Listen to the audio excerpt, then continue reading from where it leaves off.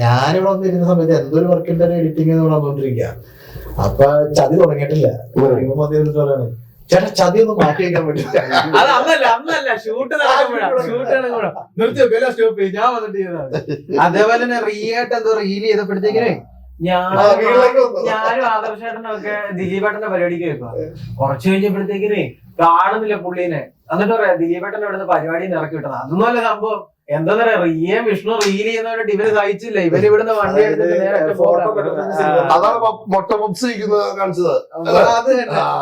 ഭയങ്കര ഇതാ. അപ്പൊ അതൊക്കെയാണ് ഇതിന്റെ പേര്. ഞാൻ വേറൊരു കേസ് പറയാം. ഈ അടുത്ത കാലത്ത് ഇവരുടെ കാലത്ത് മാത്രമല്ല ഞാൻ പറയുന്നത്.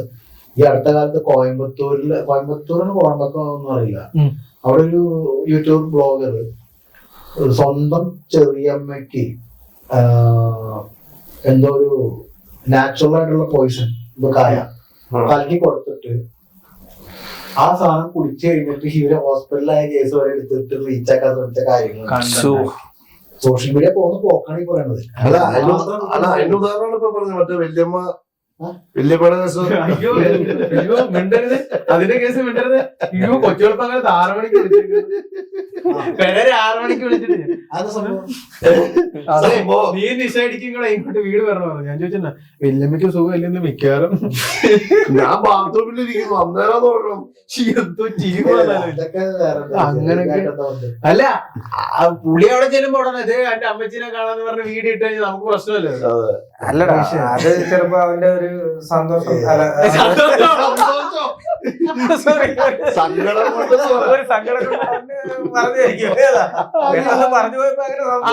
ഞാൻ പറഞ്ഞു വല്യമ്മ ചീത്ത വിളിച്ച വീഡിയോ 200 രൂപയ്ക്ക് വിറ്റാണ്. നിഷായിക്ക് 25,000 രൂപ മുടക്കി ചെയ്ത ഷോർട്ട് ഫിലിം ഒരാൾ വിളിച്ചു. അതുപോലെ ഒരു 250 രൂപ. ആ ചേട്ടാ ഞാൻ കഴിച്ചില്ല, ആ ഷോർട്ട് ഫിലിം ഞങ്ങളെ ചാനൽ ഇട്ടോട്ടെ. വേറെ കാര്യം. അപ്പൊ വല്യമ്മ ചീത്ത വിളിച്ചപ്പോ അവൻ 200 രൂപ വിറ്റെങ്കിൽ പറയാൻ പറ്റില്ല. അവന്റെ വീട്ടിലൊരു മരം കടന്ന് വീട് കാറ്റടിച്ചിട്ട് തേക്കിന്റെ കൊമ്പ്. ഗായ്സ് എന്റെ വീടിന്റെ ഇവിടെ മരം കടന്ന് വീട്. ഗായ്സ് ഞാൻ ഇവിടെ നിൽക്കുന്നില്ല, ഇതെല്ലാം കൂടി ഇടിഞ്ഞ തല കിടക്കും. ഒരു ദിവസം വീഡിയോ ഗായ്സ് എനിക്ക് പറ്റില്ല ഈ വല്യമ്മേനെ കൊണ്ട് ഞാൻ പാടുത്തു. അതല്ല തമിഴ്നാട്ടിൽ ഇവന്മാരെ അറിയാം, ഇവനെ അറിയാം. ഞാനിങ്ങനെ എന്റെ കസിൻസിന്റെ ഫോട്ടോ കാണിച്ചു. ഇവരെ നിന്റെ ഫ്രണ്ടാണോ? ഞാൻ പറഞ്ഞ അത് എന്റെ ഫ്രണ്ട്. എങ്ങനെ ഈ പെരേര ഈ തിയേറ്ററിൽ നിൽക്കുന്ന വീഡിയോ കാണാൻ ഞങ്ങൾ കണ്ടിട്ടുണ്ടെന്ന് പറഞ്ഞു. ഈ തിയേറ്ററിൽ നിൽക്കുന്ന ഇങ്ങനെ ഡാൻസ്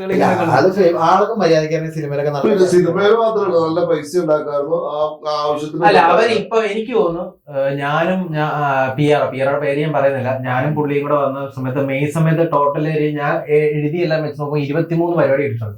ഇതിലൊരു 14-15 പരിപാടി ഞാൻ പിടിച്ചു കൊടുത്ത പരിപാടിയാണ്. ഈ പരിപാടി ചെയ്തിട്ട് ഇവ നേരെ ആറാട്ടണ്ണന്റെ അടുക്ക് ചെല്ലുക. ഞങ്ങൾ വണ്ടിയുടെ കാശോ ഞങ്ങളെ കമ്മീഷനോ പോലും പിടിക്കാതെ കാശ് തിരിച്ചു വരുമ്പോ 25,000 രൂപ കണ്ട് കയ്യിലുണ്ട്.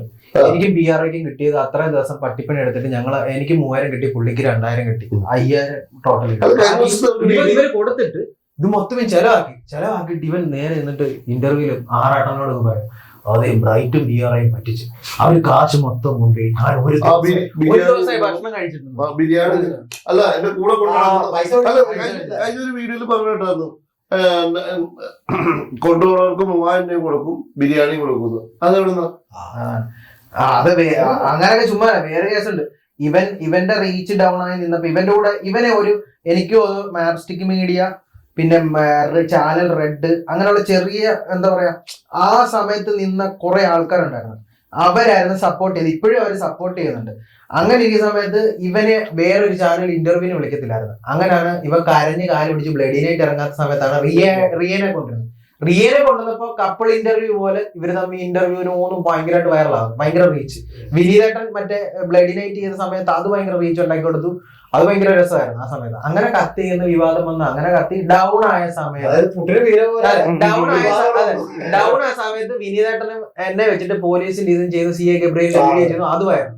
അത് കഴിഞ്ഞ് ഇങ്ങോട്ട് വന്ന സമയത്ത് ഈ വർഷം മറ്റേ കാറിന്റെ പ്രൊമോഷൻ വീഡിയോ ഞാനും പിആറും കൂടെ ചെയ്തു കൊടുത്തു. കാർ എടുത്തു. അപ്പോഴും ചിന്തിക്കണം, ഞങ്ങള് നെഗറ്റീവ് അല്ല ഇവന് ഉണ്ടാക്കി കൊടുത്തേക്കുന്നത്. കാർ എടുത്തു എന്നുള്ള രീതിയിൽ വീഡിയോ ചെയ്തു. അത് പോസിറ്റീവ് ഇവന് വന്നേക്കുന്നത്. ജംഗിൾ സുന്ദരിയുടെ പാട്ട് വിനീതേട്ടൻ ചിലപ്പോ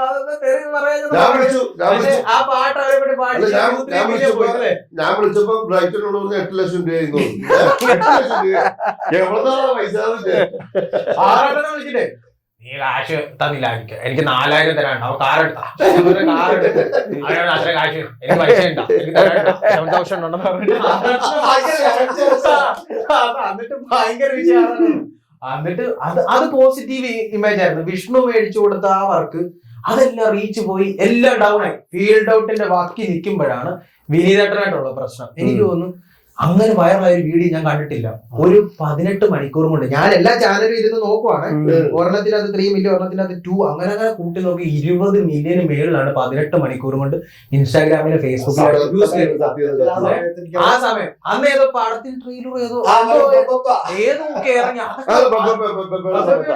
അതുവരെ മുങ്ങിപ്പോകുന്ന രീതിയിൽ 18 മണിക്കൂറും കൊണ്ട് ഇത്രയും വ്യൂസ് കയറി. ആൾക്കാർ എന്നെ വിളിക്കുന്നു എന്തിനാ തല്ലിയെന്നറിയാൻ.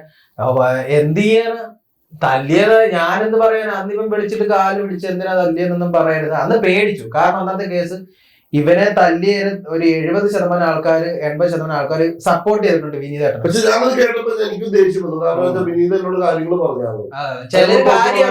ബ്രൈറ്റനോട് പറഞ്ഞു കാര്യം ശരിയല്ലല്ലോ. അതുകൊണ്ട് അതൊന്നും തെണ്ടിത്തരാതൊന്നും പറയാൻ പാടില്ല. ചേട്ടാ ആ വിഷയം ഇനി അത് സംസാരിക്കാം.